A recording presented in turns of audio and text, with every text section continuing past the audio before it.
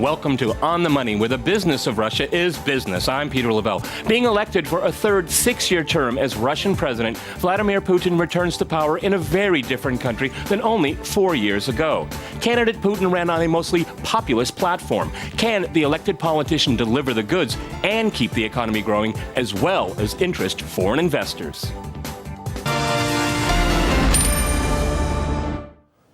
To discuss the economic and financial environment in Russia that Vladimir Putin will face as he returns to office, I'm joined by Yaroslav Lisavolok. He is the chief economist at Deutsche Bank, and Ivan Chekharov. He is the chief economist for Russia and CIS at Renaissance Capital. We also have Ben Aris. He's the editor-in-chief of Business New Europe, as well as Tom Mundi. He is the chief strategist at Okriti.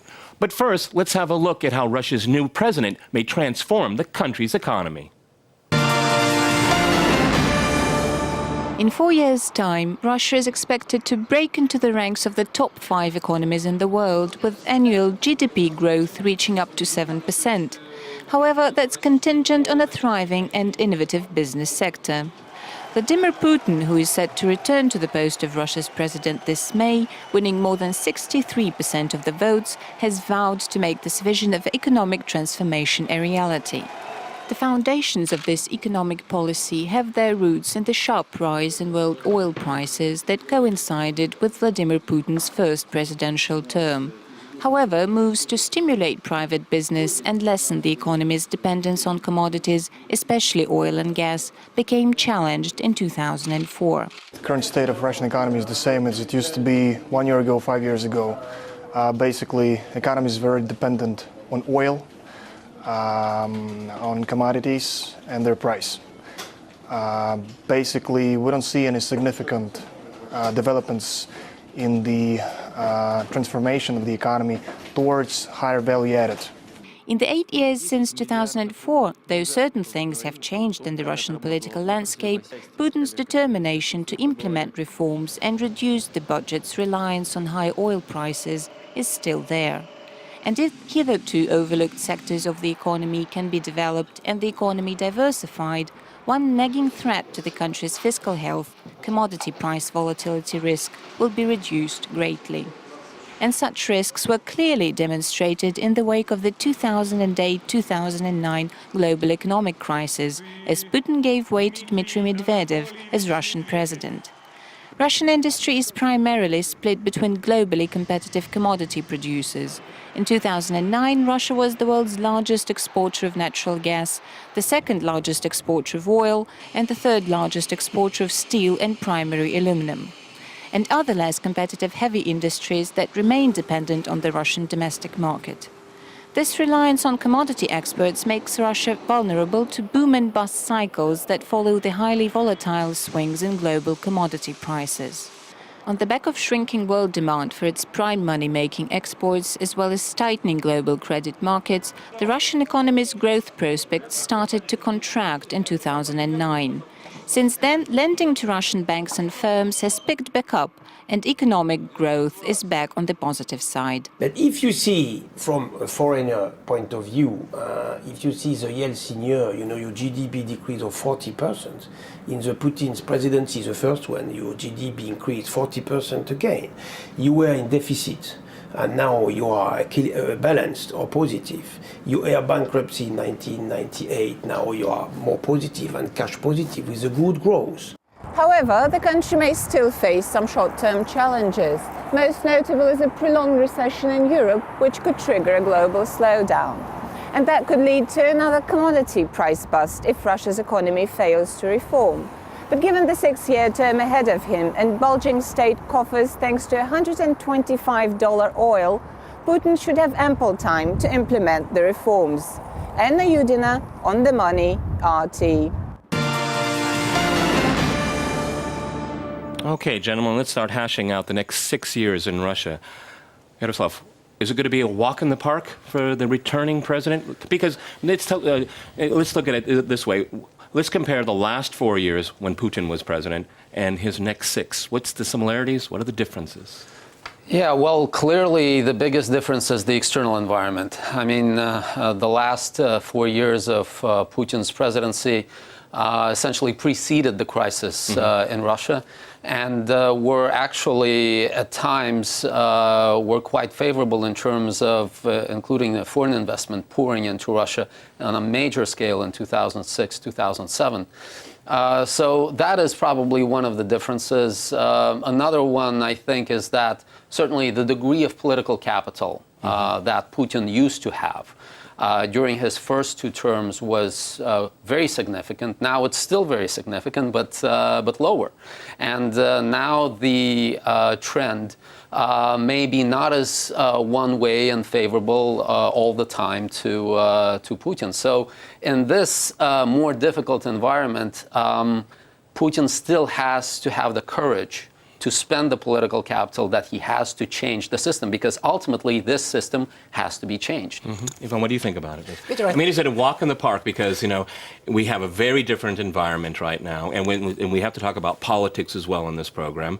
So what is the major challenge that Putin has for the next 6 years? Certainly it will not be a walk in the park, but I think that the single most important difference for me is the incentives that Putin might have now to deliver on certain reforms versus the incentives that he might have had before a Great Recession. Before the Great Recession, Russia was a country that was running significant fiscal and current account surpluses. This is changing right now, and for me, this is probably the most important macroeconomic incentive for Putin to deliver on some of the reforms, or at least to surprise us relative to the expectations, which I think we will all agree are not very high for him. Okay. Ben, can I go to you? Are we going to be pleasantly surprised over the next 6 years? It remains to be seen. I mean, this reminds me a lot of 2000 when Putin first came in. And funnily enough, we're back at the same position where we really have no idea which way it's going to go. I mean, there's a lot of talk about reform, but then, you know, the political situation, he's been quite tough with the opposition. And commentators looking at it are not sure. Having said that, though, the strategy that they're drawing up, the 2020 strategy, has all the right things in it. I mean, I think the key here is in the first period of growth that sort of finished with the crisis in 2008, it was simply a question of state spending, and that produced growth automatically, the catch-up phase. And Russia's economy has matured to the point where that doesn't work, where the state spending is actually detrimental. The old model is broken and has to be replaced with a model where the state steps back and nurtures private business. So that's a complete change in mentality, mindset, a complete change to the system. And we're waiting to see them deliver on that. Okay, Tom, you know, we've heard a lot about reform over the last 12 years, okay? Is it incumbent upon the next administration to really follow through on a lot of those promises? Because I'm looking at corruption, making it easier for businesses to get started, more foreign investment friendly. I mean, is it incumbent upon the incoming president to be really serious about that now? Well, I think the mindset has definitely changed. Now, the Putin mindset in 2004 is very much that this is an administration which could fund growth through state spending, and that by building up a foreign exchange reserve fund, Russia could isolate itself from fluctuations in global commodity markets. And I think what's changed quite markedly is they've understood that that's no longer the case.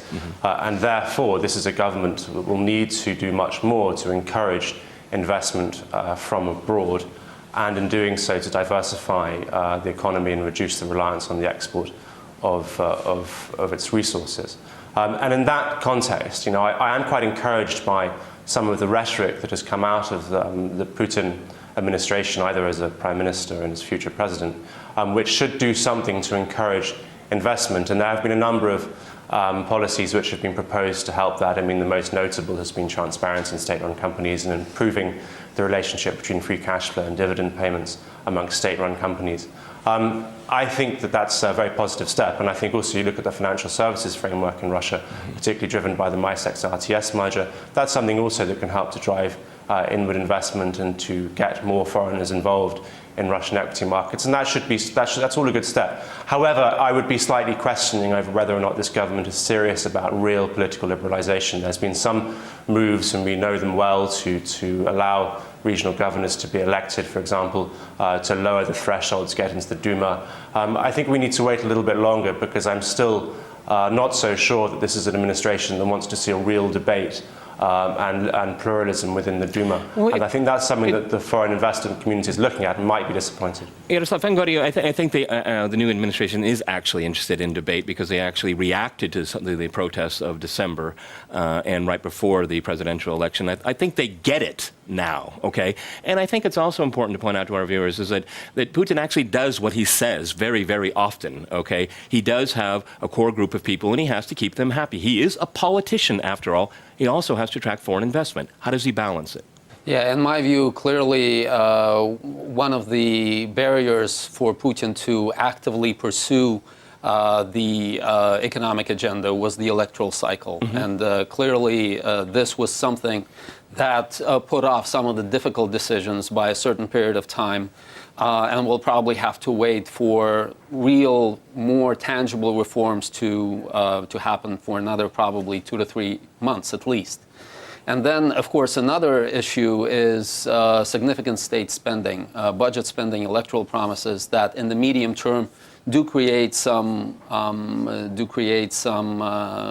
problems that will necessitate additional sources of financing. But in the end, I think, yes, he does get it, and while he may have accumulated some political capital through this additional spending, in the end, Russia still has a very strong sovereign balance sheet, one of the lowest debt levels in the world, and that does allow Putin, I think, to pursue a quite active, quite aggressive economic reform agenda that I think, given some of the challenges in the medium term, including in the fiscal sphere, will have to squarely focus on the efficiency of state spending and the efficiency of the whole apparatus. So anti-corruption measures in that regard will be absolutely crucial. Okay, gentlemen, we're going to go to a short break, and after that break, we'll continue our discussion on the new economic policy of Russia. Stay with RT.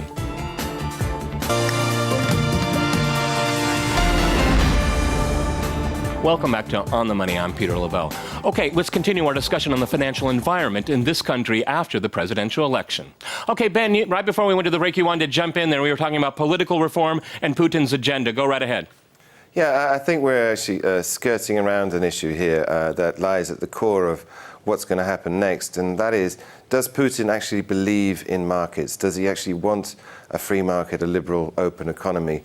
Or is he just going to carry on spending and have a kleptocracy as it seemed from the outside? Do you have an answer to that? Do you have an answer to that question? Go ahead. I do, in so much as I think after the '98 crisis, there was a never again moment. How can we avoid that? And the answer to that was to build up the reserve fund. And then going into the 2008 crisis, they thought they had plenty of money, enough to weather a crisis. I mean, Russia had $600 billion in hand. And then suddenly by February of that year, of 2009, they realized that that wasn't enough money, and that you couldn't have a cash pile that would save you and isolate you, as Tom said, from the global economy. And so this time around, they realize now, at a fundamental level, that they have to do it. They have to do the reforms and build an open economy, because there's no alternative if you're going to run the country and provide for the people long term. Okay, Tom, no alternative. I like that. I like that kind of talk from Ben. What do you think?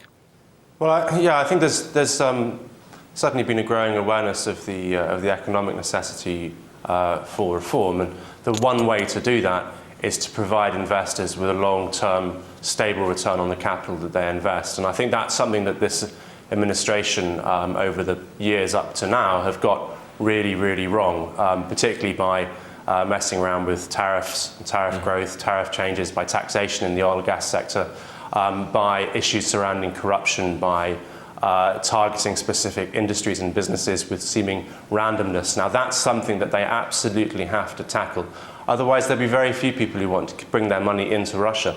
But the very encouraging sort of area has been that the government seems to want to address this. And Yaroslav mentioned corruption. They seem to want to get a handle on corruption. I mentioned earlier this issue about dividends, getting state-run companies to actually provide a return to investors, to make companies more efficient, to make budget spending more efficient. Certainly the rhetoric right now is very positive. And I think it's definitely, we will have to wait a little bit before we see any real changes. But this issue about spending political capital is very, very important. I think Putin recognizes that he has a relatively short window post-election to make serious changes. We saw that in 2005 and the monetization of social benefits, which is very unpopular. He has a window now. He can spend this political capital and he can push through what should be some quite unpopular reforms. And I think that could be very, very positive for investors. Okay, Ivan, what do you think about that? I tend to agree with that. I mean, we have a window of opportunity right here. Capital is there. Irrespective of what Western mainstream media says, Putin is still very popular in this country. He did win the election here. But there's a lot of high expectations right now. And we saw, again, I don't want to forget about the protests that we saw in December. A lot of high expectations all around. Sure. I think that Putin delivered a number of important speeches over the last couple of months. 3 of them were on the economy. I think there was one that was particularly important one that was delivered on 23rd of December. I think it got lost a little bit in the Christmas spirit. But in that particular speech, Putin was talking about increasing the investment in this economy. And I think it's extremely positive because, for example, if you take Russia against the rest of the BRIC economies, the rest of the BRIC economies have very favorable demographic dynamics. Right. So the only way for Russia to offset this unfavorable demographic dynamics is to invest more or to have a higher rate of capital accumulation than the rest of the BRIC economies. I was personally very encouraged that this message about higher investment was delivered from such a high level for the very first time. This is something that we have been talking for a very long time. Yes. I mean, it's a very, capital investing in the economy, investing in people. What about those slippery fingers that are always, in the till? I mean, it keeps going back to corruption here, okay? It seems to me that's the make or break issue here for almost everything. I completely agree. It is the decisive moment in terms of tackling this issue. It cannot be postponed further. And actually, one of the constraints on this system working as it did before, going forward, one of the major constraints is capital flight. Right. The fact that we had $84 billion worth of net outflows during a period of high oil prices is clearly a constraint on the whole system continuing to churn as it did before. Mm-hmm. So I think that kind of an economic factor, the continuation of these capital outflows since 2010, is something that will force greater changes that make these changes really necessary. And I think, the improvement in the investment climate generally, but especially tackling corruption, tackling not just the macro level policies, what Russia has been quite good at in the past 10 years, but really the micro level of companies and really improving corporate governance. That is the key issue right now this year. Okay, Tom, it looks like Yaroslav read my article in the National Interest, because I said that over the last 12 years, the ruling political elite has got the extensive growth under control. Now it's the intensive growth, and that's exactly what we just heard here. Are they up to it? Are they up to the mark and tackling these very hard, deep-rooted issues?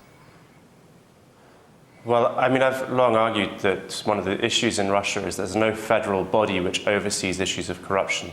And that's a big problem. It's a big problem in any country. I think there have been 2 positive steps that have been made recently tackling this. One is that Russia is now party to the OECD Anti-Bribery Convention, which allows external oversight and makes sure Russia adheres to certain parameters. And the second is this creation of a financial crimes unit under Deputy Prime Minister Zubkov. It's not enough in itself, but he's come out already quite aggressively in the couple of months that this organisation has been running. Mentioning capital flight, he's been looking more deeply into the sources of capital flight, and I think that is quite encouraging. I think they kind of get it. They get the importance of clamping down on corruption, but it's a major systemic problem that's existed in Russia for countless centuries. Whether they can deal with this immediately, that's a very difficult thing. But I think they need to give investors more confidence that they're serious about it, and they're serious about companies getting their books in order. Ivan, go ahead.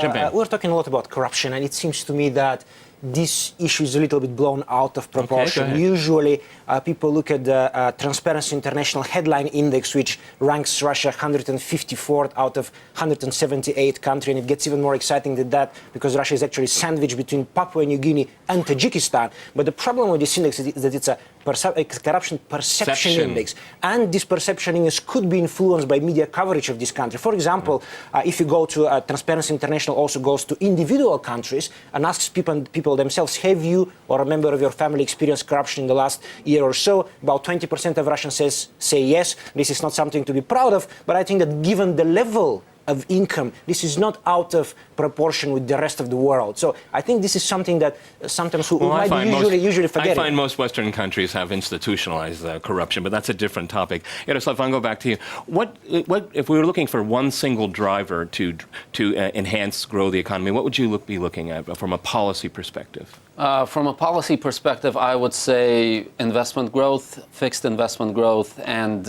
infrastructure development as the driving force for that. So we've seen episodes during Putin's second term when investment was the main driver of economic growth, when it was driving significant productivity growth. This is really, I think, in terms of all fathomable economic models for Russia, this is the driver that will take it to a higher level in terms of the trajectory of Russia's growth. So in order for investment to improve significantly, you clearly need those capital outflows to cease, be reversed, and you need more FDI. In order for FDI to come, you probably also need better investment climate, including for portfolio investment. Because previously, the previous paradigm was we don't need portfolio investment, we need only FDI. As a result, we didn't get a lot of FDI as well. So this kind of change, this focus on improving the investment climate, especially at the micro level, I think is going to be critical for investment becoming the main driver. What do you think about that, Ben? Is that the right driver that you'd be looking at? I think it's the key is getting people confident about coming here, and in that sense, it's really PR and a public fight against corruption would do a lot for Russia's image and reassure people. I mean, you've got a lot of investors who don't even look at Russia. I mean, people like Warren Buffett and those kind of people, they don't even start to think about coming here because the image is so poor. And making a dent in the corruption publicly, I think would actually have knock-on effects. I mean, the things that Yaroslav was talking about, FDI and portfolio investment, would follow on from that naturally. And I should say, talking to Transparency International themselves, I mean, the head of the office here, she's actually very upbeat in so much as she thinks the Kremlin's let the cat out of the bag with the public discussion of corruption. And now they have to do something about it. I mean, it's gone public. There's no going back on that. And we're seeing the beginnings of some institutionalization of anti-corruption in the form of, the utility companies now are not allowed to do contracts with counterparties where they don't know who the beneficial owner is. And it's stuff like that that we need to see more of. Tom, what about you? What's the driver you're looking at? What's the driver that Putin should be giving his most attention to over the next 6 years, or maybe the first 6 months of his presidency? Well, I'd like to see a drive on full tariff liberalization, particularly for domestic gas prices. I think that is something that could help to reduce the subsidies that the government pays to the consumer, and in doing so would reduce the budget's reliance on the oil price. That could have a knock-on effect of reducing some of the volatility in the equity market. I mean, one of the big issues for investors is that the equity market is a very high beta play on the oil price. That would be a very good step. And I'd also like to see more progress on pension fund reform. I'd like to see a more natural buyer of Russian equities, which is locally based. Currently, only 7% of Russian pension fund money is invested in the equity market, and that's clearly not enough. Again, I think, echoing what Ben said, I think the government gets this, and I think we're seeing some very positive steps. But we'll have to wait and see. But those are the factors that I would like to see put in place. Okay, Ivan, who do you want to see as prime minister? Describe the person. I think... Not a name. You gave me the most difficult question of all. I think that somebody that... I think it's important for this person to work in unity with Putin, obviously, because this is something that will help the country go in the same direction. In terms of names, I wouldn't like to mention any names, but again, we need a unity. Okay, well, maybe the next program we'll discuss names. I want to thank my guests today for joining me here on the program, and thanks to our viewers for watching On the Money. See you next time, and stay with RT.